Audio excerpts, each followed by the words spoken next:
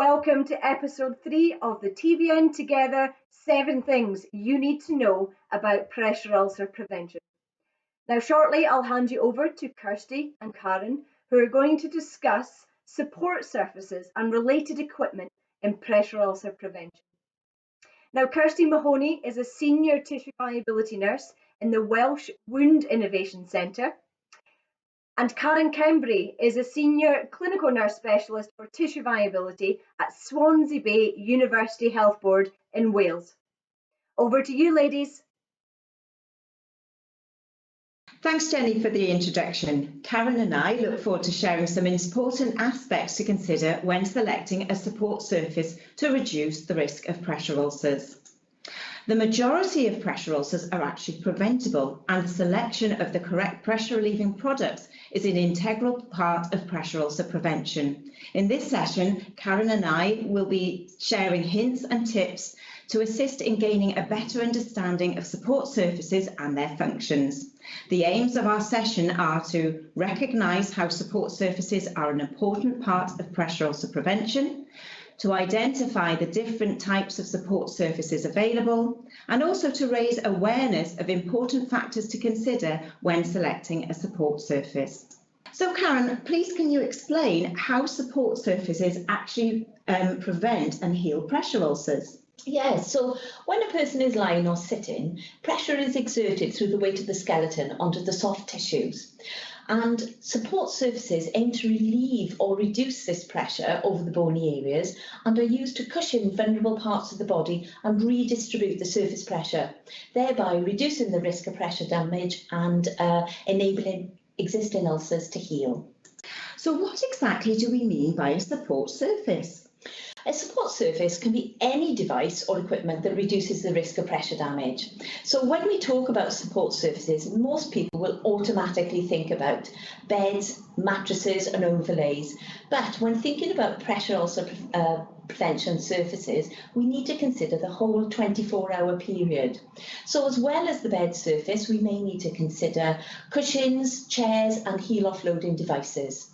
As we saw in the previous slides, there are many different products available, but actually all support surfaces can be divided into just two types, and that's reactive and active. And Karen's going to be explaining now what the differences are between an active and a reactive surface.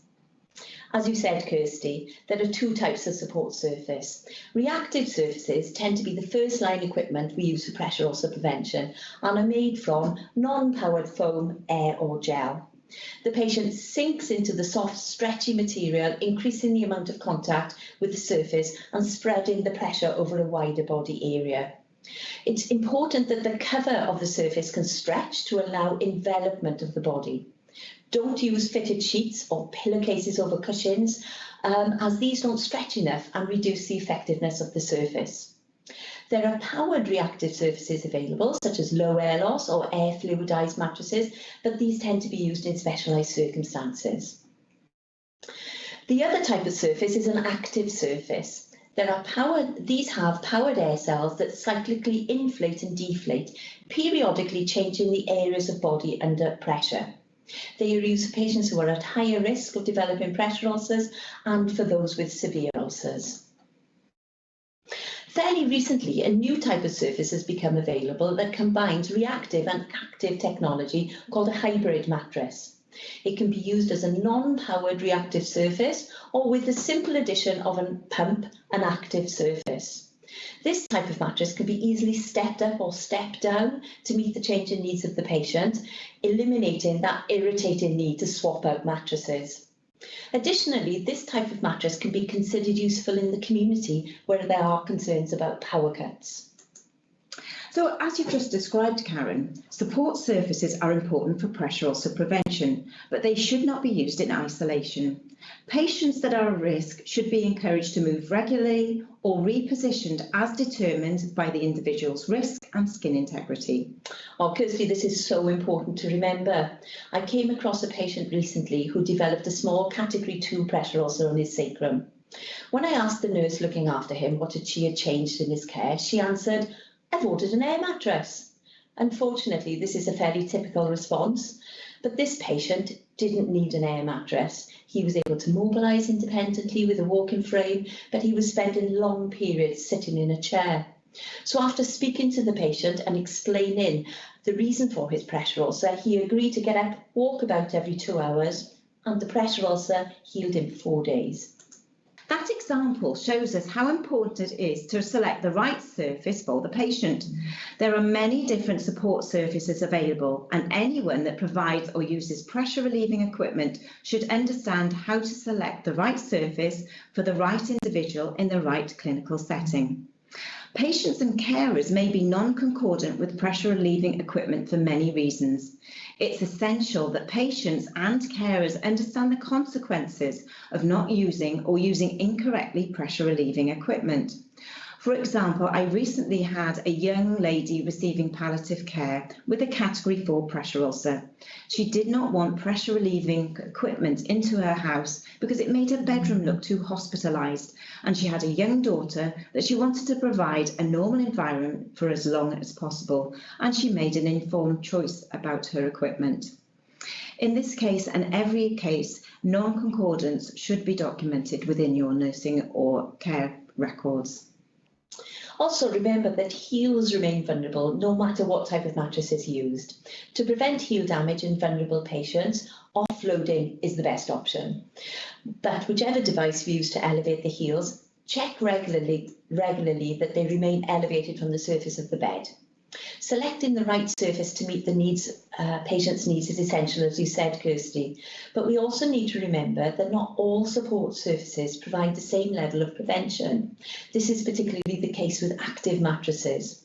So if your organisation has guidelines to help you select support surfaces, make sure you use them. Too often, I've seen patients being nursed in an upright position on a dynamic mattress. A profile in bed can actually assist to maximise the properties of a pressure relieving mattress. So when nursing a patient in bed, the backrest should ideally be no more than about 30 degrees. This is to prevent increasing pressure in the sacral and buttock area. And we know that active mattresses do not function effectively if the backrest is higher because the air cells become squashed. The backrest can be elevated at meal times and then returned to 30 degrees after the patient's eaten. And elevating the knees can help prevent slipping down the bed and prevent shear damage from developing. So when we talk about support surfaces, we don't just mean a mattress. Providing the correct sitting and seating position is also part of pressure ulcer prevention. As you can see from the image on the top right, this is a typical position of our patients that we all encounter. However, as you can see, the poor seating is contributing to the risk of pressure ulcer development. Yes, we recommend that patients sit for no more than 2 hours at a time and encourage small shifts in position every 30 minutes if the patient is able. And maintaining a good, well-supported posture will prevent sacral sitting and reduce the risk of damage in that area. And for further information on seating and posture, you can look at the All Wales guidance on seating and preventing pressure ulcers. But don't just think that because you've supplied equipment, your job is done. You need to check the surfaces are meeting your goals of prevention and treating, and that they are being used appropriately, continue to function correctly, and are not faulty. As Kirsty has just said, providing equipment is just the start of our responsibilities. We need to regularly evaluate the patient's general condition, the condition of their skin, if pressure ulcers are healing, and check that the equipment is supporting the patient effectively. Their bottom is not on the base of the bed or the base of the chair. Also, you can see from the flow chart that we need to assess whether the patient's condition is improving, is stable or deteriorating, and then take the appropriate action. Because things aren't always what they seem. If the equipment is not preventing damage, don't rely on what you're being told about the equipment. Go and check how the equipment is being used and what is being put on top of the equipment. Check inside the covers of surfaces. You may be surprised by what you found. I have been. We can see why this high-spec gel and foam cushion was not preventing sacral damage. The gel sac was missing. You may also find degraded foam or that the product is being used upside down or back to front. So if the equipment is not preventing pressure damage, as a first step, always check that it's functioning and is being used correctly. As with all equipment we use in the workplace, it is essential that you know how to use the surfaces effectively and safely.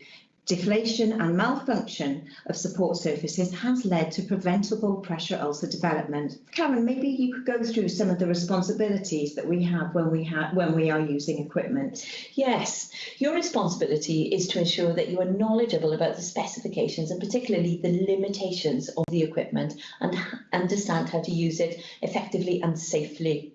I've come across many problems with equipment. For example, the wrong pump attached to the wrong air mattress, weight settings being incorrect, and dynamic mattresses, active mattresses being left in static mode, as well as the problems we've just identified in the last slide. You know, the equipment we use is expensive. Make sure it's well maintained and in a good state of repair. Assess for exposed or damaged cables and plugs before and during use. And when you've finished with the equipment, store this valuable equipment correctly so that it will work for you when you want to use it next.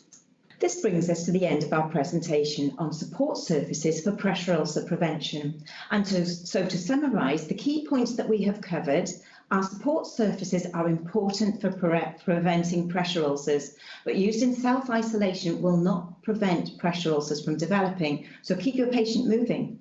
Select the support surfaces according to holistic assessment and taking into account the needs of the individual, the preferences and the care environment, and always document your decision making. Check the surfaces are functioning correctly at every opportunity and regularly assess the effectiveness of the surface in preventing and healing pressure ulcers. Thank you so much for listening and learning about support surfaces to prevent pressure ulcers. We'd also like to thank the All Wales Tissue Viability Forum, the Welsh Wounds Innovation Centre and the Pressure Ulcer Prevention and Intervention Service for their contributions to this presentation. Thank you both. It does get quite confusing with the different mattresses and cushions and heel offloading devices that we use. So it's really helpful to be able to put this equipment into the reactive or the active category. You also reminded us, no matter what equipment we're using, we still need to reposition our patients. So thank you. Now join us next week with Amy and Carol, who are going to discuss the importance of mobility and repositioning in next week's episode. Remember to tune in to the Journal of Community Nursing on the 19th of November at 7:30 p.m, where TVN Together will be live streaming to answer all your pressure ulcer prevention questions. See you next week.